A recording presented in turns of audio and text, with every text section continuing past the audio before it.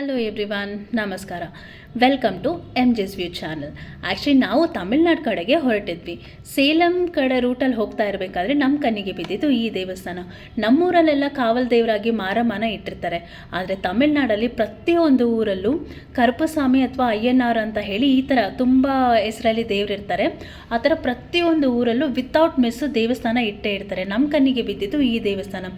ಇದು ನೋಡೋಕ್ಕೆ ಎಷ್ಟು ಯೂನಿಕ್ ಆಗಿತ್ತು ಆ್ಯಕ್ಚುಲಿ. ಆಮೇಲೆ ಇಲ್ಲಿ ಕುರಿ ಕೋಳಿನೆಲ್ಲ ಬಲಿ ಕೊಡ್ತಿದ್ರು. ಸೊ ಅಲ್ಲಿರೋರ ಹತ್ರ ಕೇಳಿದ್ದಕ್ಕೆ ಇದು ತುಂಬ ಶಕ್ತಿವಾದ ದೇವರು, ಊರನ್ನ ಕಾಪಾಡೋ ದೇವರು ಇವರು ಅಂತ ಹೇಳಿದರು.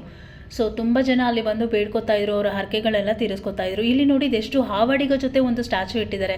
ನಮ್ಮೂರಲ್ಲೆಲ್ಲ ಆಬ್ವಿಯಸ್ಲಿ ಒಂದು ಹುತ್ತಿರುತ್ತೆ ಅಥವಾ ಸ್ಟ್ಯಾಚು ಮಾಡೋದಾಗಿರೋ ಹುತ್ತು ಹಾವೆಲ್ಲ ಮಾಡಿರ್ತಾರೆ. ಇಲ್ಲಿ ಹಾವಡಿಗ ಜೊತೆ ಸ್ಟ್ಯಾಚು ಇಟ್ಟಿದ್ರು. ಅದು ನೋಡೋಕೆ ತುಂಬಾ ಯೂನಿಕ್ ಆಗಿತ್ತು.